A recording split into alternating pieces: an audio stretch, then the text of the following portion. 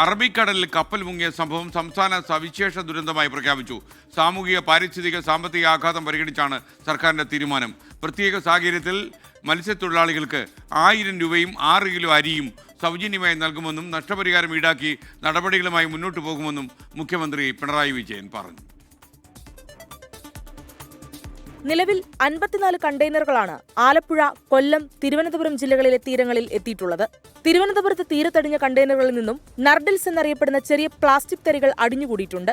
തീരത്തടിഞ്ഞ വസ്തുക്കൾ യുദ്ധകാലാടിസ്ഥാനത്തിൽ നീക്കം ചെയ്യുകയാണ്. അപകടം സംസ്ഥാനത്തെ കാര്യമായി ബാധിച്ചതിനാലാണ് സംസ്ഥാന സവിശേഷ ദുരന്തമായി പ്രഖ്യാപിച്ചത്. മത്സ്യത്തൊഴിലാളികളെ കാര്യമായി ബാധിച്ചതിനാൽ ഒരു കുടുംബത്തിന് 1000 രൂപയും 6 കിലോ അരിയും താൽക്കാലിക ആശ്വാസമായി നൽകും. മത്സ്യം ഉപയോഗിക്കാതിരിക്കാനുള്ള സാഹചര്യം നിലവിലില്ലെന്നും മുഖ്യമന്ത്രി. പലതരത്തിലുള്ള ഊഹാപോഹങ്ങൾ പ്രചരിപ്പിക്കപ്പെടുന്നുണ്ട്. ആരും കുടുങ്ങിപ്പോകരുത്. കൃത്യമായ മാർഗനിർദ്ദേശം ദുരന്ത നിവാരണ അതോറിറ്റി നൽകും. മുങ്ങിയ കപ്പലിന്റെയും ആഴത്തിൽ പതിഞ്ഞുകിടക്കുന്ന കണ്ടെയ്നറുകളുടെയും സ്ഥാനം കൃത്യമായി കണക്കാക്കാൻ സോണാർ സർവേ നടത്തും. കാൽഷ്യം കാർബൈഡ് അടങ്ങിയ കണ്ടെയ്നറുകൾക്ക് ഭാരം കൂടുതലുള്ളതിനാൽ അടിത്തട്ടിലേക്ക് പോയി അപകട സാധ്യത ഇല്ലാതായി. നഷ്ടപരിഹാര ക്ലെയിമുകളിൽ സർക്കാരിനെ സഹായിക്കാൻ ഡെപ്യൂട്ടി നോട്ടിക്കൽ അഡ്വൈസറായ ക്യാപ്റ്റൻ അനീഷ് ജോസഫിനെ നിയോഗിച്ചുവെന്നും മുഖ്യമന്ത്രി.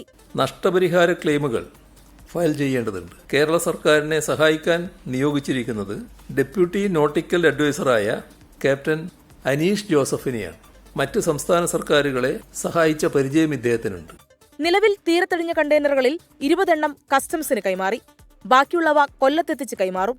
കപ്പലിന്റെ അവശിഷ്ടങ്ങളും അതിനടുത്തുള്ള കണ്ടെയ്നറുകളും നീക്കം ചെയ്യാൻ കാലവർഷത്തിന് ശേഷമേ കഴിയുകയുള്ളൂ. തമിഴ്നാട്ടിലെ കന്യാകുമാരി ജില്ലയിലും ഇന്ന് കണ്ടെയ്നറുകൾ അടിഞ്ഞിരുന്നു. 24 തിരുവനന്തപുരം.